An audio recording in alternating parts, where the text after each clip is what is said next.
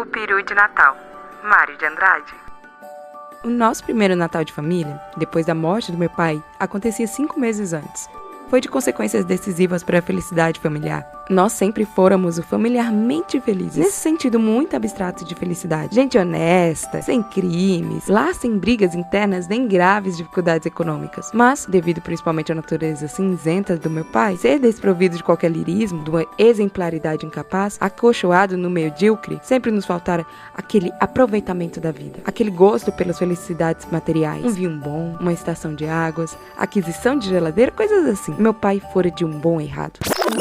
Quase dramático. Puro sangue do desmanchas prazeres. Morreu meu pai. Sentimos muito, etc. Quando chegamos nas proximidades do Natal, eu já estava que não podia mais se afastar aquela memória obstruente do morto, que parecia ter sistematizado para sempre a obrigação de uma lembrança dolorosa em cada gesto mínimo da família. Uma vez que eu sugeri à mamãe a ideia dela ir ver uma fita no cinema, o que resultou foram lágrimas. Onde se viu ir ao cinema de luto pesado? A dor já estava sendo cultivada pelas aparências. E eu, que sempre gostara apenas regularmente de meu pai, mais por instinto de filho que por espontaneidade de amor, me vi a ponto de aborrecer o bom morto.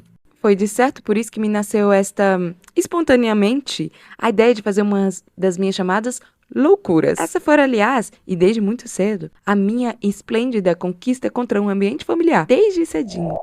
Desde os tempos de ginásio, em que arranjava regularmente uma reprovação todos os anos. Desde os beijos a escondidas numa prima, aos 10 anos, descoberto por tia velha, uma detestável de tia e principalmente desde as lições que dei, ou recebi, não sei, de uma criada de parentes. Eu consegui no reformatório do lar e na vasta parentagem a fama conciliatória de louco. É doido, coitado. Falavam. Meus pais falavam com certa tristeza condescendente, o resto da parentagem buscando exemplos para os filhos e provavelmente com aquele prazer dos que convence de alguma superioridade. Não tinha doido entre os filhos. Foi o que me salvou. Essa fama, fiz tudo que a vida me apresentou e o meu ser exigia para se realizar com integridade. E me deixaram fazer tudo, porque eu era doida, coitada. Resultou disso uma existência sem complexo, de que não posso me queixar em nada.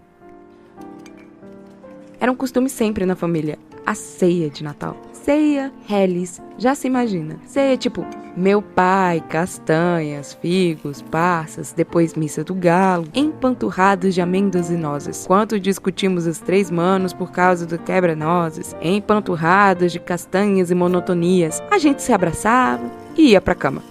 Foi lembrando isso que arrebentei com uma das minhas loucuras. Bom, não Natal. Quero comer peru. Houve um desses espantos que ninguém não imaginava. Logo minha tia solteirona e santa, que morava conosco, advertiu que não podíamos convidar ninguém por causa do luto. Mas quem falou de convidar ninguém? Essa mania. Quando é que a gente já comeu peru na nossa vida? Peru aqui em casa é prato de festa? Vem toda essa parentada do diabo. Meu filho, não fale assim. Pois fale, pronto. E descarreguei minha gelada indiferença pela nossa parentagem infinita. Diz que vinda de bandeirantes, quem bem me importa. Era mesmo o momento de desenvolver minha teoria de doido, coitado. Não perdi a ocasião. Me deu um supetão, uma ternura imensa por mamãe e titia. Minhas 2 mães. 3 com a minha irmã. As 3 mães. Mães que sempre me divinizaram a vida. Era sempre aquilo. Vinha aniversário de alguém e só então fazia peru naquela casa. Peru, pranto de festa. Uma imundície de parentes já preparados pela tradição invadiam a casa por causa do peru, das empadinhas e dos doces. Minhas 3 mães, 3 dias antes, já não sabiam da vida senão trabalhar. Trabalhar no preparo de doces, frios, finíssimos e bem feitos. A parentagem devorava tudo e ainda levava embrulhinhos para os que não tinham podido vir. As minhas 3 mães mal podiam, exaustas, do peru, só no enterro dos ossos, no dia seguinte, é que mamãe com titia ainda provaram um naco de perna, vago, escuro, perdido no arroz-alvo. E isso mesmo, era a mamãe quem servia. Catava tudo pros velhos e pros filhos. Na verdade, ninguém sabia de fato o que era peru na nossa casa. Peru, resto de festa. Não se convidava ninguém. Era um peru pra nós, 5 pessoas. E havia de ser com 2 farofas. A gorda com miúdos e a seca, douradinho com bastante manteiga. Queria o papo recheado só com a farofa gorda, em que havíamos de ajuntar ameixa preta, nozes e um cali de cherries. Como aprender na casa de Rose? Muito minha companheira. Tá claro que eu me tinha onde aprender a receita, mas todos desconfiariam. E ficaram logo naquele ar de incenso assoprado. Senão seria a tentação do Dinho aproveitar a receita tão gostosa. E cerveja bem gelada? Eu garantia quase gritando. É certo que meu gostos, já bastante afinado fora do lar, pensei primeiro num vinho bom, completamente francês. Mas a ternura por mamãe venceu o doido. Mamãe adorava cerveja. Quando acabei meus projetos, notei bem. Todos estavam felicíssimos, no desejo danado de fazer aquela loucura em que eu estourara. Bem que sabiam, era loucura sim, mas todos se faziam imaginar que eu sozinho é que estava desejando muito aquilo. E havia jeito fácil de empurrarem pra cima de minha culpa de seus desejos enormes. Sorriam se entreolhando, tímidos como pombas desgarradas, até que minha irmã resolveu o consentimento geral. É louco mesmo? Comprou-se o peru, fez-se o peru, etc. E depois de uma missa do galo, bem mal rezada, se deu o nosso mais maravilhoso Natal.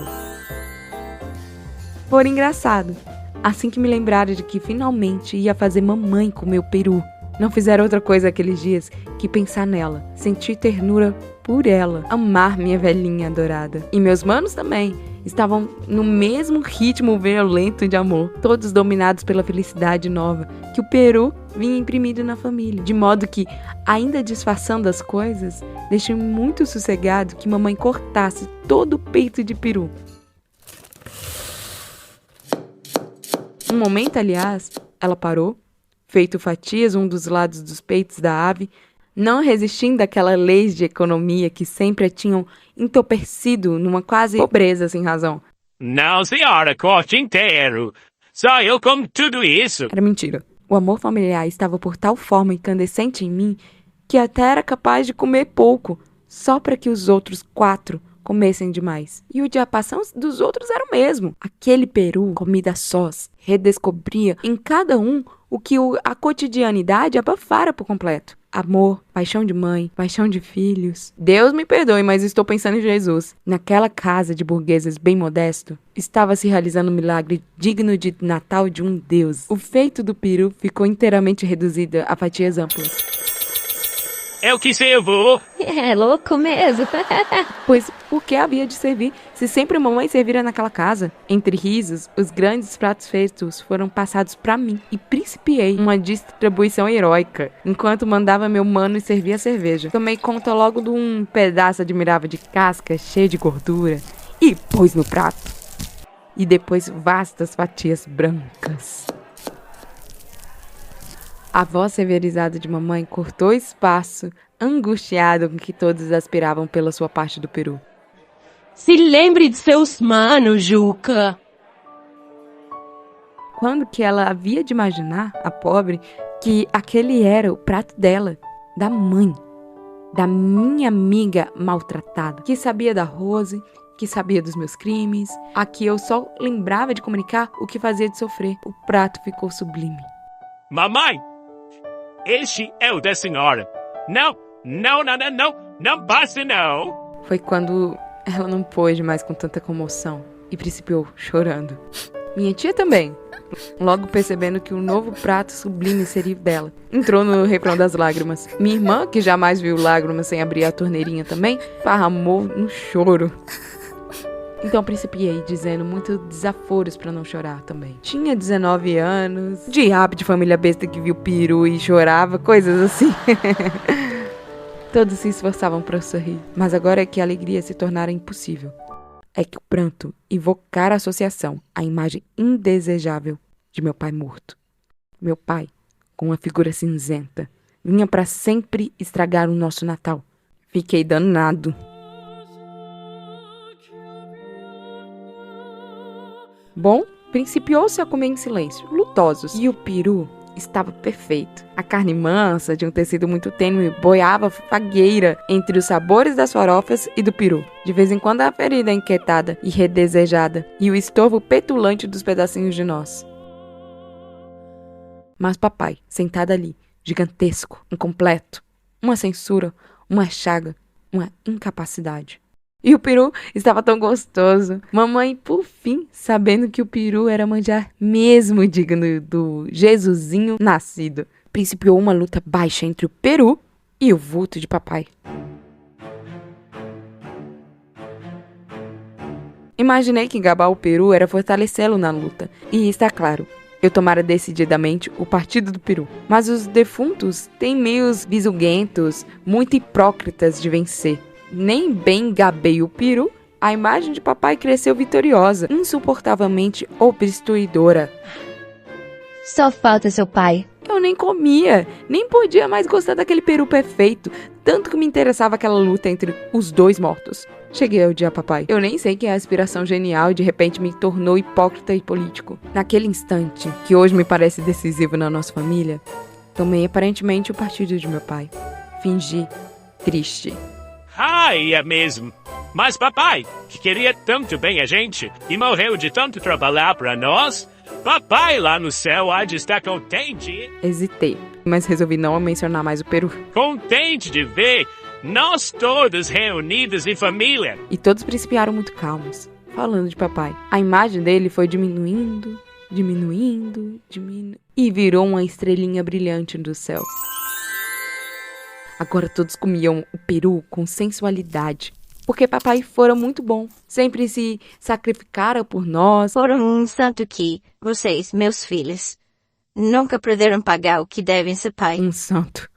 Papai virara santo, uma contemplação agradável, uma inexorável estrelinha do céu. Não prejudicava mais ninguém, puro objeto de contemplação suave. O único morto ali era o peru, dominador, completamente vitorioso. Minha mãe, minha tia, nós, todos alagados de felicidade. Ia escrever felicidade gustativa, mas não era só isso, não. Era uma felicidade maiúscula, um amor de todos, um esquecimento de outros parentescos destruidores de grande amor familiar. E sei que foi aquele primeiro peru comido com recesso da família, o início de um amor novo, recomendado, mais completo, mais rico e inventivo, mais complacente e cuidadoso de si. Nasceu de então uma felicidade de familiar que, pra nós, que não sou exclusivista, alguns o terão assim grande, porém mais intensa que a nossa, me é impossível conceber. Mamãe comeu tanto peru que no momento imaginei, Aquilo podia lhe fazer mal. mas logo pensei, Que faça, mesmo que ela morra, mas pelo menos que uma vez na vida com a peru de verdade. a tamanha falta de egoísmo me transportara ao nosso infinito amor. Depois vieram as uvas leves, uns doces, que lá na minha terra levam o nome de bem casados. Mas nem mesmo este nome perigoso se associou-se à lembrança de meu pai, que o peru já convertera em dignidade, em coisa certa, em culto puro de contemplação. E levantamos, eram quase 2 horas, todos alegres, bambeando por uma garrafa de cerveja. Todos iam deitar, dormir ou mexer na cama, pouco importa. Porque é bom, uma insônia feliz. O diabo, que é Rose, católica antes de ser Rose, prometera me esperar com uma champanhe. Para poder sair, menti e falei que ia a uma festa de um amigo. Beijei mamãe, pisquei para ela, modo de contar onde é que ia e fazê-la sofrer seu bocado. As outras 2 mulheres beijei sem piscar. E agora, Rose.